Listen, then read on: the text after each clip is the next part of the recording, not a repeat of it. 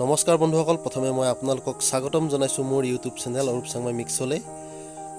আজি নিচেই কম খৰচত বনাই উলিওৱা এটা ইনকুবেটৰ আপোনালোকৰ আগলৈ লৈ আহিছোঁ। এই ইনকুবেটৰটোৰ যোগেদি আপুনি এক মাহত 4-5 হাজাৰ টকা ইনকম কৰিব পাৰিব। ইনকুবেটৰটো মই মাছৰ কাৰ্টনৰ ওপৰত টেপ মাৰি বনাইছোঁ। 1000 টকাৰ তলতো এই ইনকুবেটৰটো বনাব পৰা যায়, যদিহে আপুনি ইয়াৰ হবি কিট, হোল্ডাৰ, ফেন, ডিচি ফেন আৰু এডপ্টাৰবিলাক যদি সস্তীয়া লগায়। পৰাপক্ষত একেবাৰে সস্তীয়া বস্তু নলগোৱাই ভাল। সস্তীয়া বস্তু লগালে কণী উমনি দিয়া সময়ত যদি হঠাৎ বেয়া হৈ যায়, আপোনাৰ বহুত লছ হৈ যাব পাৰে। এই ইনকুবেটৰটোত 80ৰ পৰা 100টা কণী উমনি দিব পৰা হ'ব।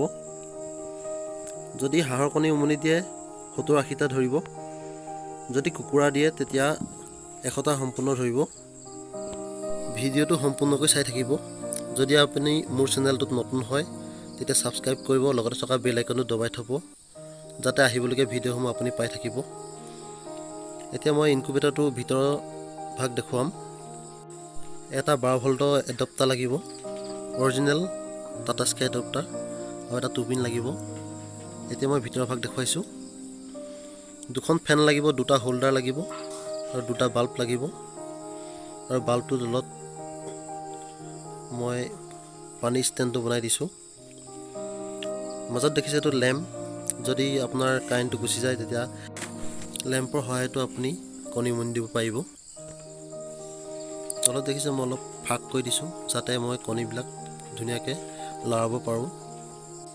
আপুনি যদি এনেদৰে এটা ঘৰতে ইনকুবেটৰ তৈয়াৰ কৰি লয়, তেতিয়া আপুনি ঘৰতে বহি 4-5 হাজাৰ টকা এমাহত ইনকম কৰিব পাৰিব। ইনকুবেটৰটোত মই 2খন ফেন দিছোঁ আৰু 2টা হোল্ডাৰ লগাইছোঁ আৰু 2টা 40 ৱাটৰ বাল্ব লগাইছোঁ। যদি গৰম দিন হয় তেতিয়া 40 ৱাটৰ বাল্ব লগাব, যদি ঠাণ্ডা দিন হয় তেতিয়া 60 ৱাটৰ বাল্ব লগাব। আৰু কাৰ্টনটো ফুটা আছিল কাৰণে মই ফেভিকল দি ফুটাবিলাক মাৰি দিছোঁ, যাতে টেম্পাৰেচাৰটো ওলাই নাযায়। এই ইনকুবেটৰটো মই সম্পূৰ্ণ ছেটিংছ কৰি দেখুৱাম, ভিডিঅ'টো চাই থাকিব। আৰু মই লগাইছোঁ টেম্পাৰেচাৰ হবি কিট, মই ফ্লিপকাৰ্টৰ পৰা অনা হয়। আপোনাক যদি দৰকাৰ হয় মই ডেছক্ৰিপশ্যনত লিংকটো দি থ'ম, আপুনি তাৰ পৰা আনিব পাৰিব। ইয়াৰ মই এতিয়া সম্পূৰ্ণ ছেটিংছ কৰি দেখুৱাম। এতিয়া মই কাৰেণ্টৰ বৰ্ডৰ ওচৰলৈ লৈ যাম। ওপৰত মই দেখিছে এটা ফুটা দিছোঁ, ইয়াত এখন ঢাকন লগাব লাগিব। গ্লাছৰ লগালেও হয়, নহ'লে প্লাষ্টিক লগালেও হয়। আপুনি পোৱালি ওলোৱা সময়ত চাই থাকিব পাৰিব, নহ'লে লেম্পটো লগোৱা সময়ত সেইখন ওপৰলৈ দাঙি ল'ব লাগিব। তাৰপিছত কাৰেণ্টটো অহাৰ পিছত লেম্পটো উলিয়াই আপুনি ঢাকি দিব পাৰিব। ছাইডটো মই ধুনীয়াকৈ টেপ লগাই দিছোঁ, যাতে টেম্পাৰেচাৰটো ওলাই নাযায়।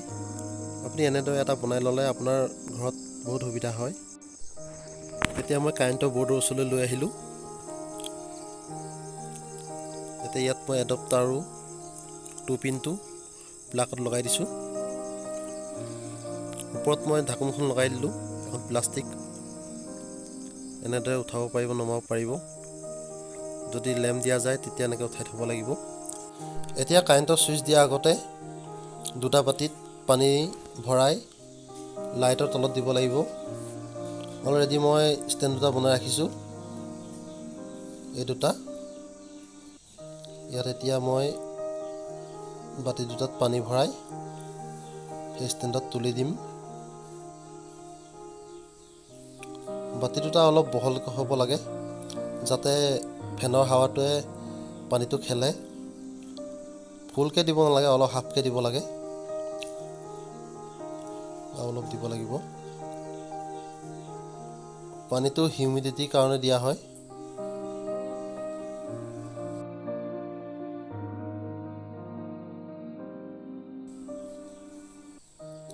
এনেদৰে বহাই দিব লাগিব।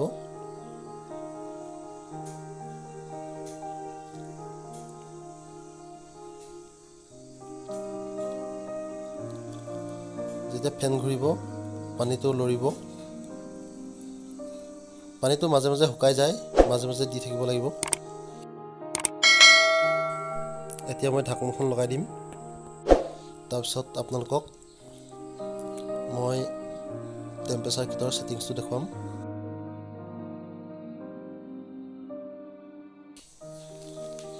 এতিয়া মই কাৰেণ্টৰ ছুইচটো দি দিম। ভালদৰে মন কৰিব, এতিয়া মই সম্পূৰ্ণ ছেটিংছটো দেখুৱাম টেম্পাৰেচাৰ কিটৰ। ইনকুবেটৰত সাধাৰণতে 37.7 ৰখা হয়। ইয়াত 3টা ছুইচ দিছে, ছেট, প্লাছ মাইনাছ। প্ৰথম ছেটটো টিপি ধৰিম। এতিয়া 37.7 কৰিব লাগিব।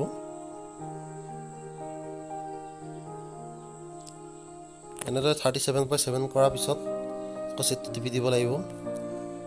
আকৌ হেঁচা মাৰি ধৰিব লাগিব ছেটটোত। এতিয়া P0 ওলাব। P0ত 8 চাব লাগিব।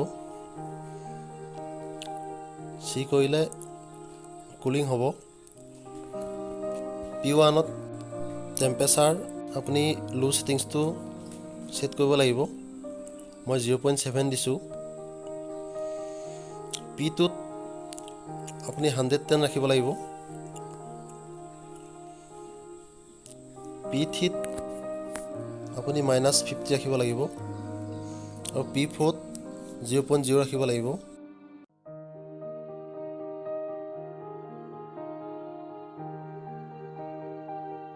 P5ত 0 ৰাখিব লাগিব আৰু P6ত অন বা অফ, মই অফ ৰাখিছোঁ। এনেদৰে ছেটিংছ কৰি এৰি দিলে হ'ল। ই নিজে নিজে এতিয়া টেম্পাৰেচাৰ দেখাব। এতিয়া টেম্পাৰেচাৰটো লাহে লাহে উঠিব। উঠি 37.7 হোৱাৰ লগে লগে বাল্ব দুটা নুমাই যাব। আকৌ টেম্পাৰেচাৰটো লাহে লাহে তললৈ নামি আহিব। 37.1 পোৱাৰ লগে লগেই আকৌ বাল্ব দুটা জ্বলি উঠিব। আপুনি যদি এইটো ইনকুবেটৰ ঘৰতে বনাব বিচাৰে, মই আগৰ ভিডিঅ'ত দি থৈছোঁ। মই ডেছক্ৰিপশ্যনত লিংকটো দি থ'ম, আপোনালোকে তাত ক্লিক কৰি চাব পাৰিব আৰু ঘৰতে বনাব পাৰিব।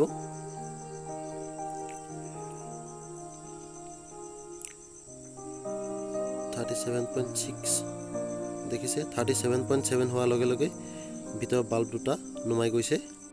আকৌ টেম্পাৰেচাৰটো লাহে লাহে তললৈ নামি আহিব।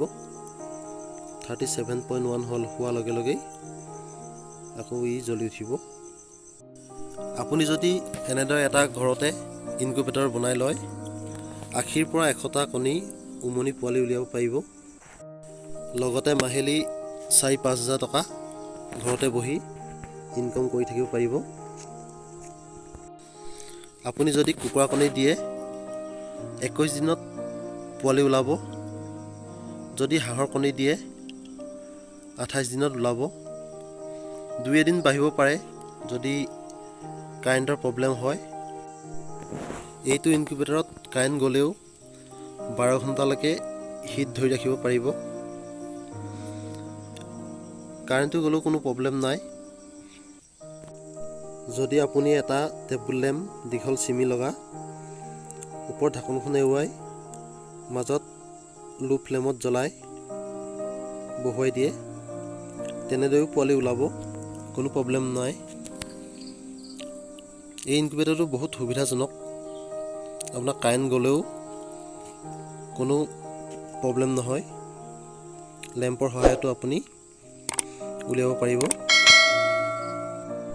আজিলৈ ভিডিঅ'টো ইমানেই। যদি ভাল লাগিলে লাইক, কমেণ্ট, শ্বেয়াৰ কৰিব, ছাবস্ক্ৰাইব কৰিব যদি মোৰ চেনেলটোত আপুনি নতুন হয়। লগতে থকা বেল আইকনটো দবাই থ'ব যাতে আহিবলগীয়া ভিডিঅ'সমূহ আপুনি পাই থাকিব।